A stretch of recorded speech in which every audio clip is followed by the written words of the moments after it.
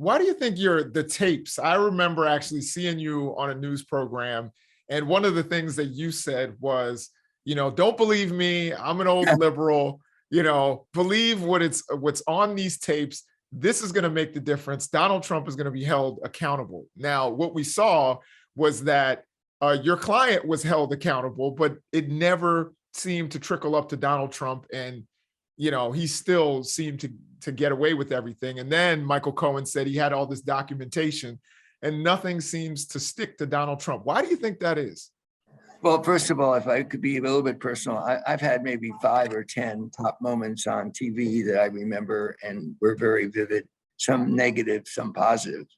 But the most positive moment for me was when we heard Trump deny that he had used the word cash about paying off Stormy Daniels.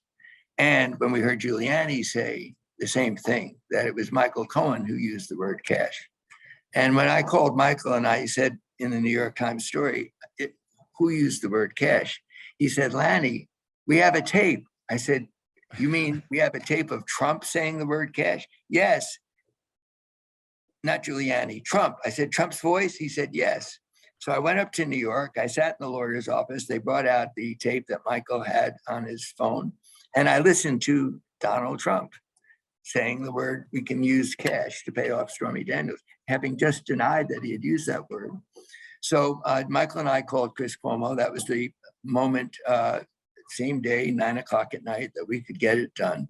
And I sat about an hour beforehand thinking, now, what am I really going to do here?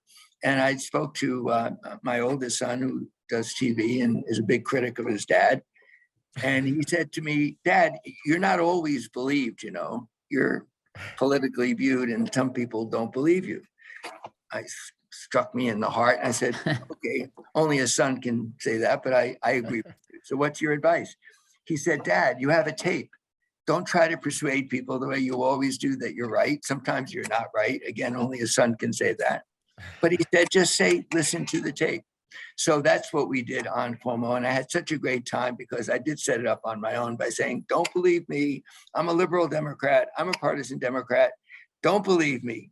Believe your own. And I guess the word's lying ears, but I didn't use the word lying. And we played the tape. And it was just a great moment because, of course, there was Donald Trump saying we can use cash. And then, of course, the Trump people tried to say, it really wasn't Donald Trump. Well, yes, it was. So the answer to your question about why nothing sticks to Donald Trump, well, let me put it this way. It stuck. 40%, 35% now of the country still believes in Donald Trump, but you're talking 60, 65% of the country that don't. And that's consistent with every poll. He was impeached twice in a one term and didn't get reelected. So when you say nothing sticks, 2 House impeachment votes, you could say they were partisan, the way I used to say about the Clinton impeachment vote.